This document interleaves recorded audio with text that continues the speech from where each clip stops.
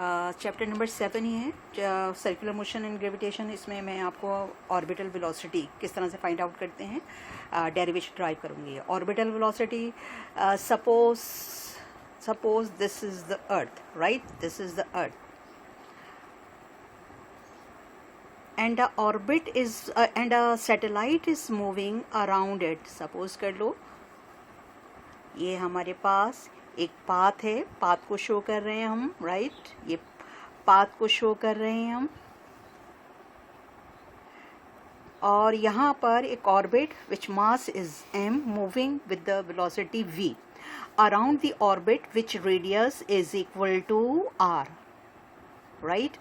Now according to the Newton's law of gravitation, according to Newton's law, जैसे तुम लोग इससे पहले दूसरे उसमें भी सब तमाम डेरिवेशन में ये तुमने हर एक में किया है।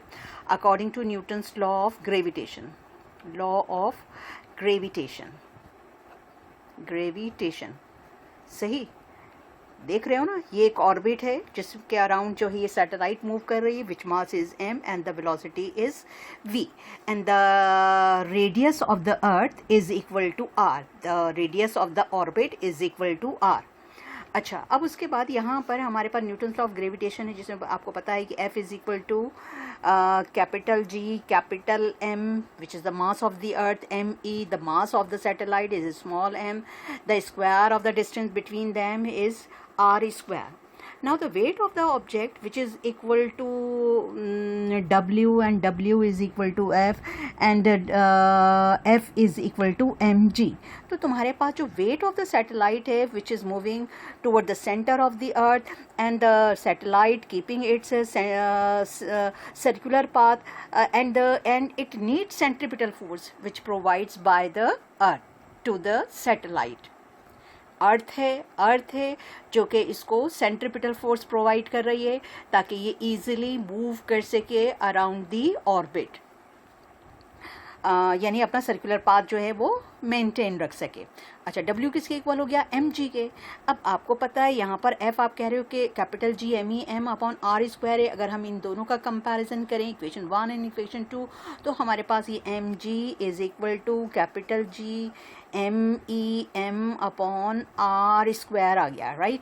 अब देखो दोनों के न्यूमरेटर में m है, m की कटिंग कर दो तो आपके पास आ गया G is equal to capital G m e upon r square का ज़रा ब्रेक कर दो तो r इंटू आर, ठीक है, r इंटू आर, एक r से आप इसको मल्टीप्लाई कर दो तो ये आपके पास हो जाएगा जी आर इज इक्वल टू, एक r यहाँ चला गया, एक r बाकी रहता है, एज इट इज कॉपी कर दो G m e upon capital r, सही है।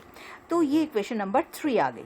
अब सेंट्रिपिटल फोर्स जो है keeping the body in a circular path which provides by the earth to the satellite, तो centripetal force Fc is equal to F and it is equal to mv square upon r।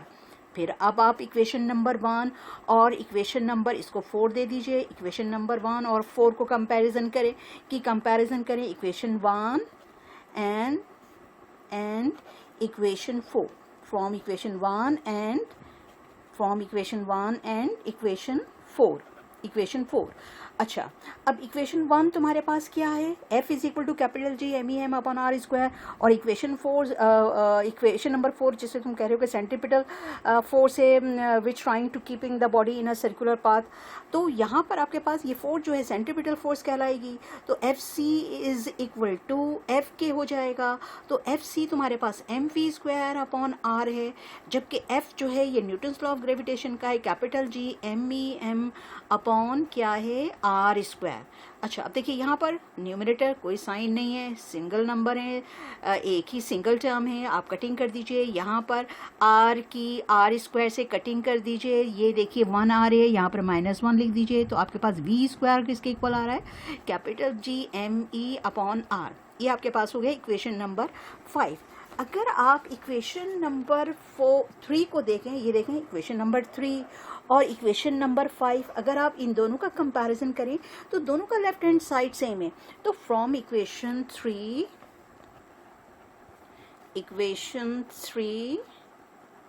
And 5, left hand side is equal to the left hand side, left hand side is equal to the left hand side, तो दोनों का left hand side क्या है, एक का left hand side क्या है, v square है, राइट, v स्क्वायर है, और दूसरे का लेफ्ट हैंड साइड क्या है, gr है, जबकि दोनों का राइट हैंड साइड सेम है। देख लीजिए, right hand side is equal to the right hand side, और दोनों के राइट हैंड साइड पर हमारे पास सेम नंबर है, capital G, one right hand side is equal to the right hand side, it's mean the left hand side is also भी equal to the left hand side. ठीक है, ये दोनों तो सेम हो गए। जब राइट हैंड साइड के इक्वल है तो लेफ्ट हैंड साइड किसके इक्वल होगा, लेफ्ट हैंड साइड के, तो v स्क्वायर आपके पास किसके इक्वल आ गया, gr के। टेकिंग स्क्वायर रूट, चूंकि तुम्हें तो सिंगल v चाहिए, सिंगल वेलोसिटी चाहिए, तो taking square root on both sides, तो तुम्हारे पास ये क्या हो जाएगा, v square is equal to under root gr। 2 और हाफ की कटिंग कर दीजिए तो v किसके इक्वल हो जाएगा, अंडर रूट gr। ये दोनों वैल्यूज कांस्टेंट है, g की वैल्यू आपको पता है कि 9.8 है, r की वैल्यू आपको पता है, radius of the earth 6.38 into 10⁻⁶ metre है। जब आप इसका स्क्वायर रूट लोगे तो आपके पास जो वैल्यू आएगी, जो वैल्यू आपके पास आ रही है पूरी कैलकुलेशन के बाद, तो ये वैल्यू आपके पास आ रही है 79, वेलोसिटी आ रही है 7920 किलोमीटर पर सेकेंड, हाँ राइट, किलोमीटर पर सेकेंड। यहाँ पर ये मीटर में आ रहा था, फिर इसको किलोमीटर में, या आप ये देखिए 10⁻⁶ है ना। चले मैं यहाँ पर आपको कैलकुलेट करके बताती हूँ। v फाइंड आउट कर रहे हैं, 9.8 को 6.38 से मल्टीप्लाई कर दीजिए, 6.38 से मल्टीप्लाई कीजिए, 10⁻⁶ है ना, इसको ब्रेक कर दीजिए दो पेयर में, 10 क्यूब, ये पेयर बन गया, इसको बाहर ले आइए, 10 क्यूब, 9.8 6.38 को मल्टीप्लाई कीजिए, 6.38 से मल्टीप्लाई कीजिए, इन दोनों को आपस में मल्टीप्लाई कीजिए, तो आपके पास जो आंसर आता है, इन दोनों को मल्टीप्लाई कीजिए, तो इन दोनों का जो आंसर आता है वो होता है 7.920, राइट, 920 इंटू 10⁻³ जब आप इसको क्यूब में कन्वर्ट कर दोगे तो ये क्या हो जाएगा, 7.920 किलोमीटर पर सेकेंड। करके देख लीजिएगा, खुद ही कैलकुलेट कीजिएगा, आपको आराम से आ जाएगा। ये हमने 10 क्यूब की जगह क्या लिख दिया, किलो लिख दिया, ये मीटर पर सेकेंड आ रहा था, मीटर पर सेकेंड हो गया, तो 7920 किलोमीटर पर second. This is the orbital velocity of a satellite. Okay, bye.